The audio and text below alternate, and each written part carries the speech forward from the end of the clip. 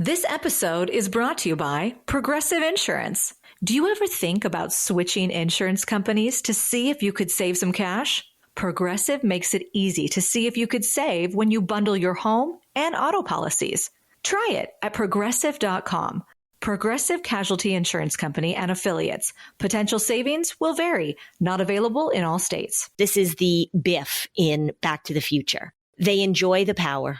They use it to their social advantage. They are usually physically and emotionally strong. They are insensitive to the feelings of others. And they have pretty good self-esteem. These kids, in their mind, are doing okay. They have a lot of social cachet, and other kids looked up to them and admire them, and they take advantage of it, and they enjoy it. Welcome to Season 8 of Flusterclux with Lynn Lyons, where we talk about managing worry, anxiety, and all the other emotions too. I'm Lynn Lyons. I'm an anxiety expert, author, speaker, and mom. I've been a therapist for 35 years, and I'm still in the trenches with families, helping them navigate daily struggles and big problems. Parenting can be a flusterclux, but we tackle the serious stuff without being too serious. I'm Robin. I'm Lynn's sister-in-law and co-host, and I'm here to ask your questions. And I'm Ed, the producer of Flusterclux. And my brother. And my husband. Anxiety is a family problem with a family solution. Hey, Lynn. Hey, Robin. How are you today? I'm pretty good. You mentioned to me that you're entering into anxious parenting, and I need to know more. What does that mean? I have acquired my mom's poodle. So I have Coco, the 8-year-old 10-pound poodle. My husband and I went to celebrate the 60th birthday of one of my best friends. The thing about this, having a dog, like all of a sudden I'd be like, oh shit, I have a dog. Like I forget. A cat, you just put food in the dish and say, we'll see you when we come home. So we took the poodle to the inn where we were staying. You're allowed to have puppy dogs. They made me sign this form that was like, if your dog is naughty, and then all the ways dogs could be naughty, I had to leave an emergency number for them in case she was barking. And so I was really nervous about what she would do when we left her in the hotel room. It wasn't going to be, there was a dinner like from 5 to 7, and then we're going to go back to the hotel, change our clothes, and go to the dance party. I was nervous about leaving her alone in the hotel room. And so here's what I did. I had my laptop with me and my phone. I set up a Zoom meeting between with me you and Coco. with me and Coco. And I positioned the laptop so that the camera just had, like, she was on the bed in her own little bed on the bed. We put on Animal Planet because my husband thought that might be a channel that she would enjoy. Luckily, the hotel had it. Every once in a while, I would just take out my phone and just look at the Zoom meeting. I took a screenshot of it and sent it to my sister. I should send it to you too. And people at the party were like, what are you doing? And I was like, well, I've got this poodle now and she's in the hotel room and I'm worried that she's going to bark or that she's going to howl.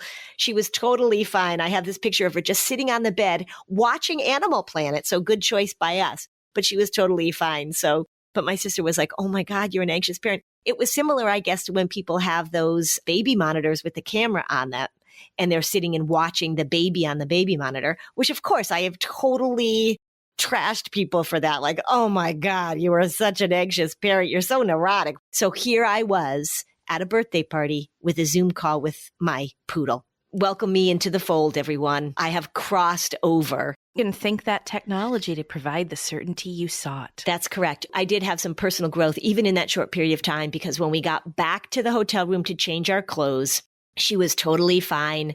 And I said to myself, okay, you can get rid of the Zoom meeting now. You have gone too far. Let's be sane. And so I shut down the Zoom meeting. But I had a Zoom meeting that I was watching my poodle, just so everybody knows. It all worked out. She was totally fine. She was a good girl. So if you didn't have Zoom, it still would have all worked out, but you wouldn't have known it had worked out until you got home. Right. So I was seeking certainty. And I was like, well, they said if there's a problem, they'll call me. And I had to give them my cell number. I mean, there's a lot going on with me and the poodle for a lot of reasons. And I love the poodle. And I'm so happy I have my mom's poodle. And I had a dog growing up. It wasn't like I've never had a dog before. We had tons of pets growing up. But I am managing this poodle in a way that it's mock-worthy. Okay, I will. I'm not really judging. I'm amused. Yeah. Tell us about what we're going to talk about today. We are going to talk about not a very fun topic, but an important one. And there are a few questions about this that came up in the Facebook group about bullying. The thing about bullying is that not all bullies are the same, for sure. So not all responses are the same. The reason I have this information about bullying is because the state of New Hampshire passed some legislation a little while ago, a few years ago, that schools needed to have bullying training. And so schools called me and said, can you come and do a training on bullying? So I did a ton of research. I did these trainings for a while. And totally honestly, I did not like doing them because humor is a big part of what I do with anxiety. I know I'm a good speaker. I'm a pretty funny person. And bullying was not the topic in which one can inject humor and silliness. And it just bummed me out. So I don't do these presentations anymore, but I still have all the data and I still have all the information. So I'm going to share it today. Okay. So when we come back, we're going to talk about types of bullies that could be in your kids' class, what you could do about them, and know that we're sort of taking the tone down a little bit, but this is important stuff. It's important stuff. If you're like me, the beginning of the new year, you start thinking about your financial goals. What do you want to save for? Are you going to take that trip? Do you want to make sure that you're contributing completely to your retirement accounts? There are a lot of things to think about. Managing your money doesn't have to be a struggle this year. Monarch is the all-in-one personal finance tool designed to make your life easier. It brings your entire financial life, budgeting, accounts and investments, net worth, and future planning together in one dashboard on your laptop or phone. Start your new year on the right foot financially and get 50% off your Monarch subscription with the code FLUSTER. Monarch makes it easy for you to start fresh after the chaos of the holidays, right? We're all sort of looking for that reboot to just sort of stop, get our feet under us, and figure out what's important to spend our money on, how to save. They have automated weekly money recaps so that you can track your progress towards future financial goals. It's easier than ever. This new year, achieve your financial goals for good. Monarch is the all-in-one tool that makes proactive money management simple all year long. Use code FLUSTER at monarch.com for half off your first year. That's 50% off your first year at monarch.com with code FLUSTER. We know by now that sleep impacts our skin. When you wake up in the morning, you look in the mirror and you're like, ugh. This is what Osea's Dream Collection helps address. It up-levels your nighttime skin routine. Osea's Dream Night Serum and Dream Night Cream are clinically tested formulas. They're powered by bioretinol, and they are designed to reduce the visible effects of stress on skin while you sleep. You give your skin a rest. You say goodnight to dryness, to dullness, to wrinkles, to that lack of firmness. Putting on Osea at night as part of your nightly routine promotes that sense of serenity for a restful night. It helps me settle in for the night. My skin feels nurtured. I feel taken care of. Osea has a new product in the Dream Collection. It's the Dream Bioretinol Body Serum. I can't wait to incorporate this into my personal body care routine in 2026. It reduces the visible effects of stress on the skin. It visibly firms and improves elasticity, smooths the look of lines and wrinkles on the body, and it's got less potential for irritation than traditional retinol. The goal of these products is to promote a restful night while visibly firming and improving your skin's elasticity. So give your skin a rest with clean, clinically tested skincare from Osea. And right now, we've got a special discount just for our listeners. Get 10% off your first order site-wide with the code FLUSTER at OseaMalibu.com. Hey, it's the new year. Time for a wardrobe refresh? Quince has you covered with luxe essentials that feel effortless and look polished. They're perfect for layering, mixing, building a wardrobe that lasts. Their versatile styles make it easy to reach for them day after day, and that's what I've been doing. This past month, I had a ton of travel. I had a lot of presentations. I was packing, unpacking, needed to get dressed and undressed, looking good, looking polished, and I want items in my wardrobe that are easy, that I can put them on day after day. I can wash them, I can iron them, and I look polished, I look professional, and the quality is just evident. If you are looking for great pieces that are not over the top expensive, if you are looking to get the most wear out of your wardrobe, go with Quince. Refresh your wardrobe with Quince. Don't wait. Go to quince.com/fluster for free shipping on your order and 365-day returns. Now available in Canada too. That's QUINCE.com/fluster to get free shipping and 365-day returns. Quince.com/fluster.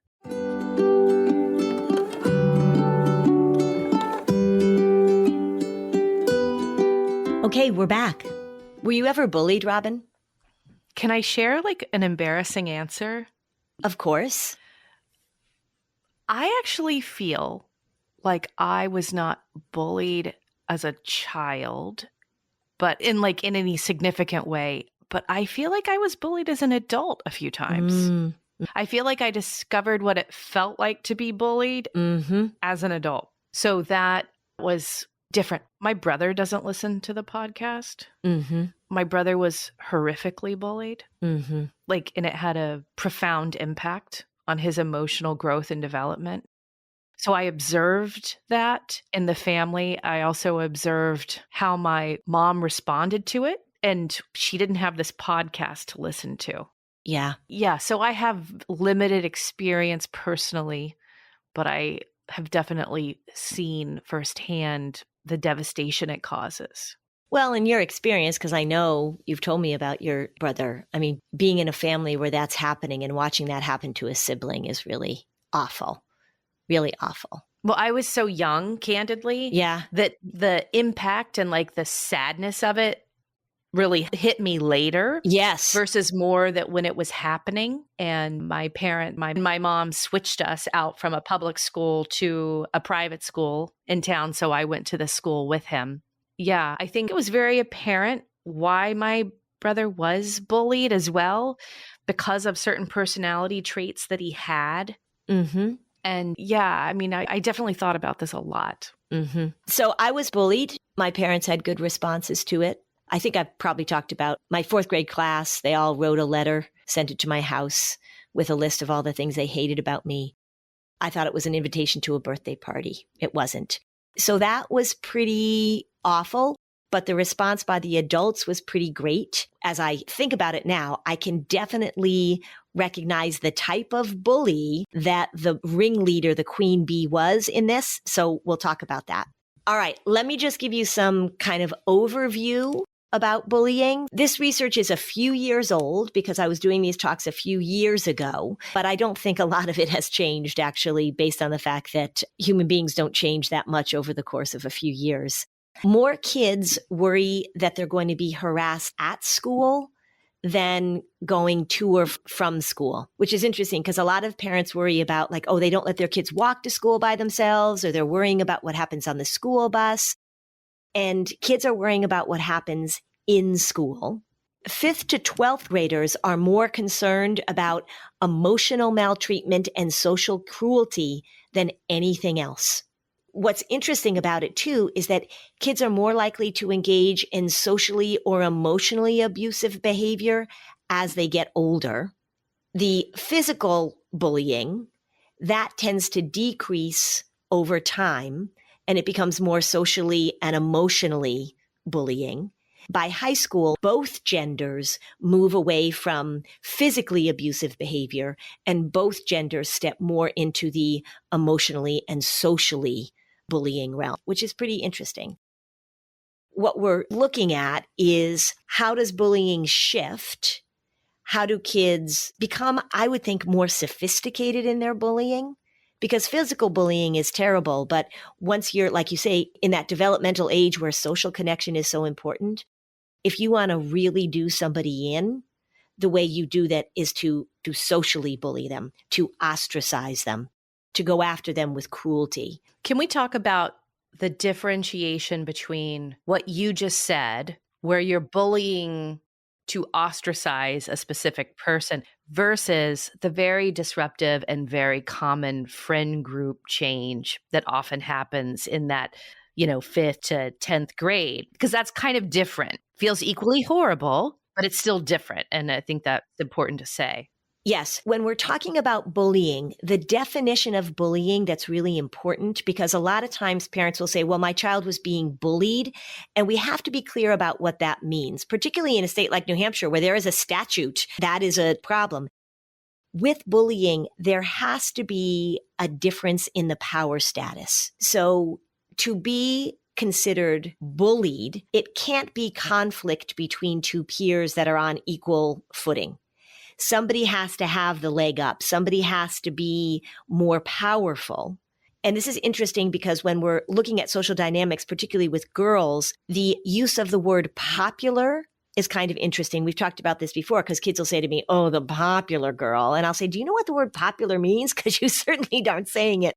And really what popular often means is powerful. So there is a difference in social power, social dynamic, and sometimes a difference in physical power and physical dynamic. In a work setting, it would have to be that somebody has a higher position, more authority over you. When there is a disruption in a friend group, when friends change or you're not getting along, that's not necessarily bullying. It still can be very, very difficult. And in middle school, a lot of those friend groups change and shift and people are left out. But we wouldn't consider it bullying if there's not the difference in the power dynamic, for sure. How effective are schools identifying that there is a power dynamic at play? Are they good at that? I assume they would be most of the time, but I have a feeling they might not be good at that all the time. Well, I have some research on that, actually, which is going to be, great. And actually, I didn't tell you this before. That sounds like that was a total lead-in question, but it wasn't. I think a preschool teacher has a really clear sense of all the kids' social likability and play patterns. But as they get older, that's trickier to discern. Yes. This is not going to make people happy to hear about this. But in general, and remember, a lot of bullying happens at school, and that's where kids are most worried about it happening at school. This doesn't have to do with adults, but this does have to do with the witnessing of bullying. 75% of incidents of bullying have at least 4 witnesses. 4 witnesses. Now, we've got bystanders. Those are the ones that stand back, and they're not really participating, but they're witnessing it. Then we have something that's called an assistant. An assistant takes part, doesn't start the bullying, isn't the leader of the bullying, but takes part. So if you look at my situation where my whole class wrote me that letter, there were definitely 2 girls who were in charge of it, but the whole class participated. So the whole class, they were the assistants. And then there's another term called the reinforcers. These are kids that stand back and watch. They may not be participating, but they show signs of approval. So this would be kids that are sort of cheering them on, or kids that are laughing when it's happening. When we look at the social dynamics of bullying, being able to stand up to a bully, being able to step in and stop it, is really hard, and it doesn't happen nearly as much as we would want. I'll go back to the types of bullying, but since we're on this topic, or since we're on this subject, the thing you really want to do with your kids is to really support the idea that if you are witnessing bullying, standing back and doing nothing, if you are either an assistant, which is worse, or a reinforcer, or if you're just standing back and doing nothing, that's a problem. And most people do that. Now, let's just talk about what teachers or what people in schools do, adults in school. So there was a study by the National Education Association, the NEA, that surveyed school personnel. Here's what they found. 62% of adults in schools had witnessed bullying 2 or more times a week in the last month. 98% of people interviewed said that their job was to intervene. They knew that very clearly. But 61 to 74% said that they needed more training to know what to do. When you hear that 62% of adults in schools say they're witnessing bullying 2 or more times a week in the past month. Now, again, these stats are a few years old, and so we would hope that things would have changed. And of course, we had COVID interrupting kids being in school, and cyberbullying rather than physical in-person bullying has really taken over. But the fact that so many of these adults witness it and so many of them feel like they don't know quite what to do, that's something that is really problematic. And they're saying we witness it, but they tend to be bystanders that don't take the action that we would want them to take because they feel super uncomfortable. So when we look at the reports of bullying in a survey, 58% of students say that students push, shove, or trip weaker students. 58% of students say, oh yeah, we see that. Only 25% of teachers or staff report that they see it. So there's a big difference in what adults are seeing versus what kids are saying is going on. When we ask kids, what are you seeing at school versus what are the adults seeing at school? So we know that bullying happens outside of the purview of adult eyes. And even though so many teachers say that they witness it and see it, the kids are saying, yeah, you have no idea how often it goes on. We see it more than twice as often as you see it, which means that that's why we really want to have to train our kids, talk to our kids about the important role that they play in stepping in, because it's done, obviously, it's done when adults aren't around. It's done when teachers aren't watching. Okay, so this is really depressing, but also really critical to have some family-based conversations about this.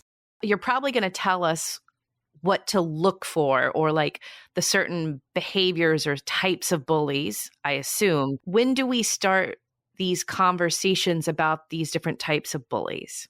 With younger kids, it's not like you have to sit down with them and say, okay, so there are 3 different types of bullies. But what you want to do very early on, like a 4-year-old, a 5-year-old, a 6-year-old, is you really want to make it very clear that it is acceptable, important, necessary, kind, morally upstanding to step in when you see somebody else being mistreated. And that also that if you are being mistreated, that, there's a lot of work about trusted adults, that you want to help kids identify who would you go to if this was happening to you or if you saw this happening to somebody else. And really have them come up with a name. The person in school, it might be the school counselor, it might be a teacher, it might be an older sibling, but who's the person you would go to if you saw this happening at school? Yeah. And you want to have these conversations a lot. And again, remember when we had the less awkward people on the podcast and they were talking about sex and having difficult conversations. And their theme, and Cindy Pierce, who we also had on, had the same thing, is that it's not that you sit down and have like a summit on this. It's something that you work in very consistently into your conversations with kids. When you observe something, when you're watching a show, when you hear a story about something, you want to be sprinkling this into the morals and the values that you're teaching your kids on a very consistent basis. You bring up the parallel of sex. This conversation is reminding me of a memory that I don't really want to admit to, but I'm going to. When I was in 3rd grade, and I had mentioned I had never been bullied, and I was not a bullier. I really wasn't. I mean, I don't think that's hard to believe. But I had this one incident where I rode the bus after school. So this is defying it. This was not on school grounds. But I rode the bus with all the elementary school kids in our neighborhood. And there was maybe a kindergartner or a 1st grader. His name was David. I don't remember anything else about him. But the other boys on the bus decided to pick on him. But I wasn't ever sitting in that area. I was with like the girls. And I never expected this to happen. And if my parent had told me, like, be on the lookout. So all of a sudden I get off the bus one day and David and I got off at the same stop. And we would walk down a hill together to each of our homes. I got off the bus and then the entire boys on the bus are leaning out the window chanting at me to kick him. Like everybody. And it was such a bizarre moment for me. Like I had a brother, but we weren't violent with each other. And I was like, what? So I literally just sort of tapped him with my foot to make them stop. And then I spent the rest of the time, I'm really sorry. And we were talking again because I didn't wish him ill. I'm mentioning this now because I was 8 years old. And if I had had a conversation to know, like, there's a point in your life where someone may ask you to be cruel to somebody else. And what are you going to do? I would have appreciated that conversation because in that moment, I would have given the bus the finger, but I would have done something more akin to who I am. Right. This is the idea of giving kids the language and the information. So we're preparing them. Even if you're sending your child off to a party where there's going to be alcohol, you have a conversation with them. It's like, if somebody offers you something, here's the script. Say, oh, my mom told me that if she ever catches me drinking, I'm not going to be able to get my driver's license. So I'm not doing it. Like, you help them exactly navigate it socially. So how do we help our kids navigate this socially? Because if somebody had said to you, and remember, those statistics about kids being bystanders, was every kid on that bus horrible bully? No, it was that group dynamic, right? That's right. Right. And that's risky shift. And kids will do things in a group. They will take more risk. They will do behaviors in a group that they absolutely won't sign on to individually. And there are so many sociological studies that show that this happens over and over and over again with adults. We see it happen with adults all the time. I mean, that's such a sad story, of course, but I love that as an example of how do we give our kids the script? Say you're in a group chat and somebody starts saying things to somebody else in the group chat. This is one of the things we talk about. How do you know your child is ready to have a phone? Would they be able to address somebody bullying somebody or being awful in a group chat? Or would they fall prey to being sucked into it and then joining in the behavior? And we have to talk directly to our kids about what we do when we witness that behavior, for sure. Let's take a break. We'll be right back. You don't have to convince me that great sheets make a difference. I love high quality sheets. I remember when I was younger, I went to a friend's house. He had terrible sheets. It truly makes a difference in how you sleep, how it feels to get into bed. Boll and Branch sheets make a difference. It's just a fact. When I first got my Boll and Branch sheets, I knew what I was in for. I believed the hype because they're made with such quality, and man, they live up to it. They are made from the finest 100% organic cotton with a difference in craftsmanship that you can immediately feel. They are buttery soft, and they're made to get softer with every wash. If you want to feel quality immediately, get some Boll and Branch sheets. It will make a difference in the way you sleep.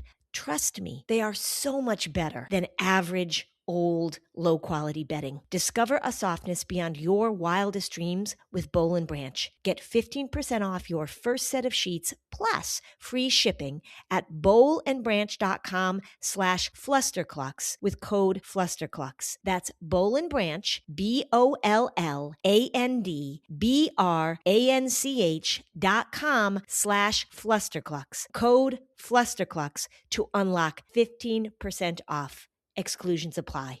At Sierra, discover top workout gear at incredible prices, which might lead to another discovery. Your headphones haven't been connected this whole time. Awkward. Discover top brands at unexpectedly low prices. Sierra, let's get moving.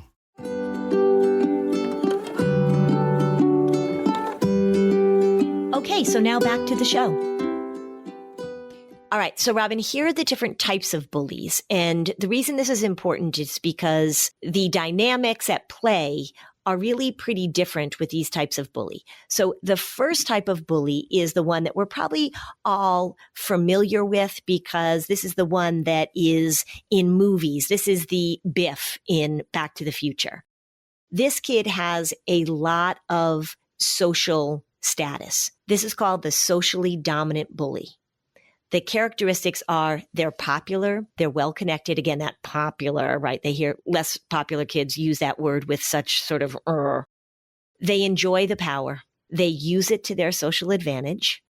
They are usually physically and emotionally strong. They are insensitive to the feelings of others. And they have pretty good self-esteem. These kids are not the bully that we say, oh, this is somebody who, there's that expression, hurt people hurt people. These kids in their mind, are doing okay. They have a lot of social cachet, and other kids look up to them and admire them, and they take advantage of it and they enjoy it. Or they also, wouldn't you say they lack empathy? They lack empathy, right? So when we say insensitive to the feelings of others, that's just a way of saying they lack empathy, but that's a good point to bring out. So if we look at that in the extreme, right, then that's where we start saying like this kid is a sociopath. But we don't have to go that far. These are just kids that are at the top of the pecking order. This is the Eddie Haskell also that can be very charming and knows how to play adults. They are socially adept. They know how it works. So they're not going to do these things in front of the adults. And they are going to cash in on their strength, their popularity, their charm, and they are going to take advantage of kids that don't meet that criteria. So it's pretty awful. The other thing too about these types of bullies is that it's something that you see in families.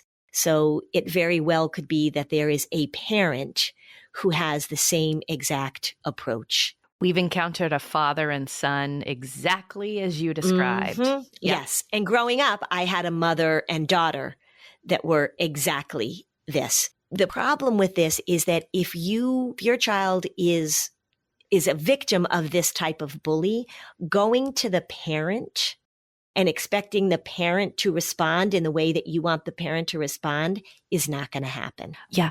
Mike and Carol Brady found that out for us. Thank you, Mike and Carol. Cindy's bully was raised by two bullies. Yeah, exactly. And it can be frustrating. And then the parents will go and they'll want to have a conversation and they'll say, hey, I just want to let you know your son is doing this. And there will either be denial about it. There will be like, well, that's not a problem, or they'll blame the victim. One of the things that's really hard when I was looking at the bullying research, and this was hard for me to do, it's why I didn't want to become an expert in bullying, is that the kids that are bullied are often the kids that are different. We like to think that we've come a long way with accepting differences, and who cares if you're wearing glasses, or who cares if you're smaller. Kids that have physical differences, kids that are different, are often targeted by bullies, which is really a sad piece of information that we think in 2025 that still wouldn't be going on, but it's going on. Yeah. We see it all the time, don't we? We see people in positions of power going after people that are weaker or are different. Are there stats that demonstrate that inclusive schools have lower rates of bullying because of the empathy teaching it's supposed to enhance? I don't know that. I would hope so, but I don't have that research in front of me. I think that what we do know is that teaching empathy is possible. Like anything, if we're teaching social skills to kids and we're including empathy, we're including the environment, then it's going to be better. I think what we do know is that there are certain environments where bullying is absolutely seen as a power move. And that, again, we've got people who may themselves not be bullied, but if you're in that environment, it's harder for you to stand up. So imagine the difference between, I don't want to stereotype, but I'm gonna, the difference between a football locker room or a frat that is the popular frat on campus that has the popular kids and the strong kids and the good looking kids. They're going to go after the weaker kids much more frequently than, the theater kids, just to stereotype. Yeah, because that's an environment of inclusivity and acceptance rather than exclusivity and power. I just want to share that if a family listening to this feels like they are trying to figure out how to handle this because you can't work with the family, most states have these bullying laws in place. And if how you approach the conversation to the school, I have been told, like, if you make sure that you can demonstrate the legal definition of bullying, it will trigger a variety of responses that the administration has to follow. That is the way to handle something like this. Yes. And let me also just tell you the flip side of that is that if somebody goes to the school repeatedly and is using the bullying terminology when we're really talking about teasing, or we're really talking about, like you said, one of those shifts in social dynamics, it is very easy for parents to burn bridges. I've seen that happen over and over again. Interesting. That makes sense. Yeah. It's important to a friend of mine who went through this, happened to be an attorney. And man, she was armed with legal language and got stuff done. She took no prisoners. And so, but like you have to know the legal language and you have to go by the book and you will get the administration to respond in a good way. Correct. Yeah. All right. The marginalized bully is the next type of bully. This is the one that you do see sort of typically as kind of like, this is the loner.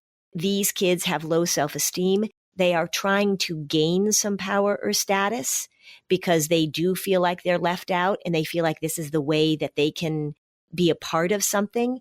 They generally don't have very good social skills. And these loners will often form groups after they've been rejected by others. And so they bully or become more aggressive as a group. And it really is because they are reacting against the rejection that they've experienced. You look at this group and you think, well, the only friends they have are the other loners, which is sort of sounds like a contradiction, but they sort of find each other and they're angry. Bullying and aggression in this group is only usually one of many other problems. So these are the kids that really often do come from sad home situations, that they aren't really being parented, that they've been left on their own. They often have experienced a lot of trauma or abuse. And so they find each other. And this is the only way that they know to get some power or some agency in their life. So this is the situation, which is pretty sad. Yeah. I don't want to say it, but I'm going to say it. I mean, this is the profile then of where we have gun violence also coming from, probably in the greatest likelihood. Correct. So one of the things when you're looking at this dynamic, if we look at kids that get caught up in this and there's gun violence, the Columbine shooter would have fit this profile.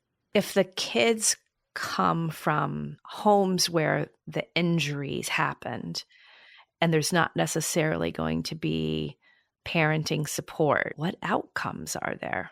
Yeah, what positive change happens here? Yeah. So this would be an example of when we look at, and I've talked about this before, those ACE scores, which is adverse childhood experiences, versus positive childhood experiences. When we look at positive childhood experiences, what they are measuring is kids that come from horrible situations that have had a lot of things happen to them. What makes the difference? And one of the things that's really powerful is a sense of belonging in high school and a non-parental adult that sees you for who you are, that supports you, that thinks you're pretty awesome. So when we have these kids that come from bad situations, not getting parented, they're not getting all the things that we hope that kids get, there is still hope for that if in the school setting and with other adults, there is somebody, and it's two non-parental adults that sort of swoop in and sort of give this kid the connection that they're looking for. We've had a lot of conversations about this, Robin. What happens when people are disconnected? What's the price we pay for isolation in our society? I think if you listen to a lot of what we're talking about with boys and men, Scott Galloway has been talking about this a lot, but there are other researchers that have been around, is that isolated, marginalized boys in particular that are rejected often turn to violence. And that's something we need to address. We'll also add a few years to those boys, and the number of young men unattached with no partners is one of the first indications of a violent society. Correct. So much of this stuff has to, I think Scott Galloway's doing such a great job talking about this. And I feel like, what is it that we do as parents? And many people listening are moms, but not exclusively. What are our roles here? Because this becomes a much bigger problem later. Yep. As most things do, right? And so we want to see the warning signs and we want to pay attention to that. That's why when we talk about early intervention, we really mean early intervention. How do we step in? Because problems left alone generally get worse over time. And we're not very good at that. And certainly right now, currently, I don't think that the environment right now is one that is really supporting early intervention. And I think that in all areas, the earlier the better, I say, the earlier the better, but it's never too late. Sometimes in this situation, it does become too late because you've got kids that turn to violence and then we've got some horrific outcomes. I mean, that's the extreme of it. It's interesting, Scott Galloway, I would love to have him on the podcast. If we keep saying it enough, will it happen? I know, maybe I should just DM him. But he gets some blowback, and there are people who really get angry at him for saying what he's saying, and they've called him a misogynist and all sorts of other names. He's pretty nuanced, and he is not a clinician, but he is a really good thinker. And he's talking about a problem that makes people really uncomfortable. And I admire him for that. And as a clinician who works with a lot of young men, this is a problem that we need to address. Remember, I said at the beginning of the podcast that in terms of gender, the boys and girls in gender, it doesn't really differ in terms of how they move from physical aggression into emotional and sociological aggression. But I don't know if that data is up to speed with what's been happening in this country for the last 4 or 5 years. So there's one more. And this one, I think, is a little bit different because this is called the impulsive aggressor. This is the kid that has poor impulse control. This is the kid that when they get angry or frustrated, they act out. Doesn't even fit the definition of bullying because it's not defined by an imbalance of power. It's not that they're repetitively targeting somebody. That's another thing we look at with bullying. This is a kid who gets pissed off and throws a book and hits somebody in the head. This is a kid who doesn't know how to communicate what's going on emotionally.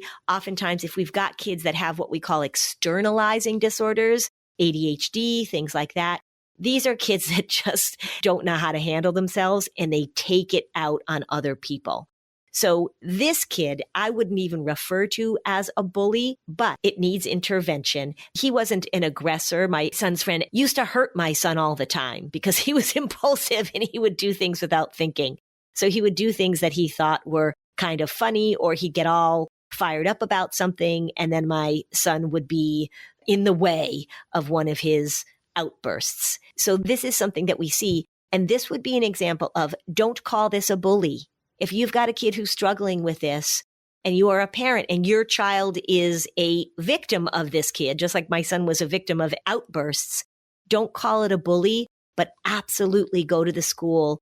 And if you were to go to the parents about this is the parent that I'm sure would be filled with shame and acknowledgement and say like, yeah, I know exactly what's going on. Because these kids don't choose their target. They're sort of equal opportunity aggressors and exploders, and it's probably happening at home too. But it's okay to go to the parents and talk about this, but they're going to be like, oh my God, I know, I'm so sorry. But the other great thing is that of these 3 categories, this has hope of intervention being really effective. Absolutely. Because I bet we have listeners whose kids are these people who have outbursts. So give them that pep talk they need. Yeah. Remember that kids can learn skills. And so if you have a child who's doing this, it is a little bit of a red flag. Like, do I need to pay attention? Do I need to get some good, solid help to teach my child how to manage their outbursts, manage their behavior? This is where I would absolutely look at the work of Ryan Wexelblatt, who we had twice on the podcast. He's the ADHD dude. Even if your child doesn't have or doesn't carry a formal diagnosis of ADHD, his information about how to set expectations, how to help kids and boys in particular with developing these skills of emotional management, of social interactions can be really, really helpful.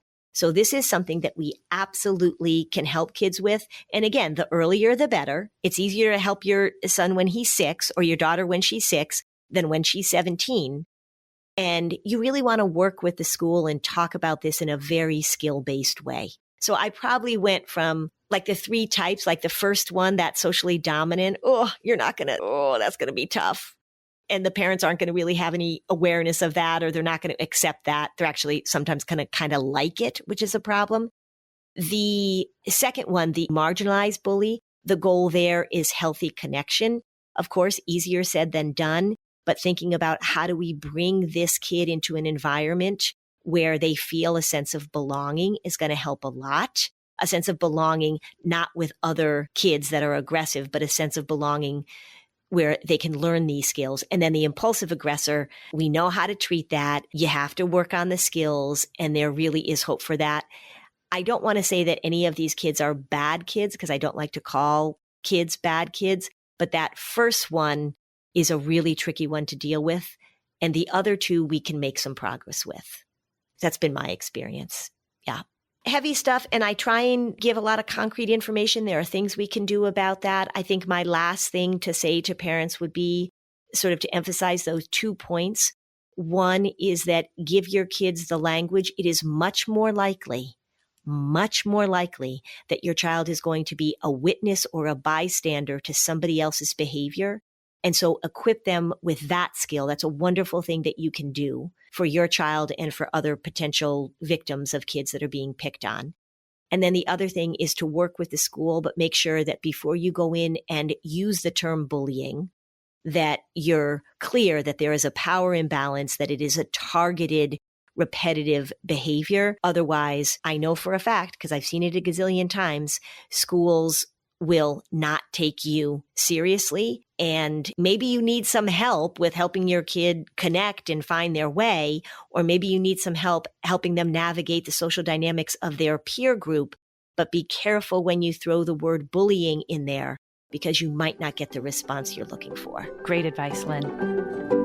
Thanks for listening. And if you found this podcast helpful, please give us a 5-star review on Apple Podcasts. It helps other people find this information. And if you'd like to dig deeper on any of these topics, we have specialized playlists on our Spotify profile, and the link is in the show notes. Topics like teens, depression, and OCD. Bye, Lynn. Bye, Robin. Thank you to Osea for sponsoring this show. Give your skin a rest with clean, clinically tested skincare from Osea. And right now, we have a special discount just for our listeners. Get 10% off your first order site-wide with code FLUSTER at OseaMalibu.com.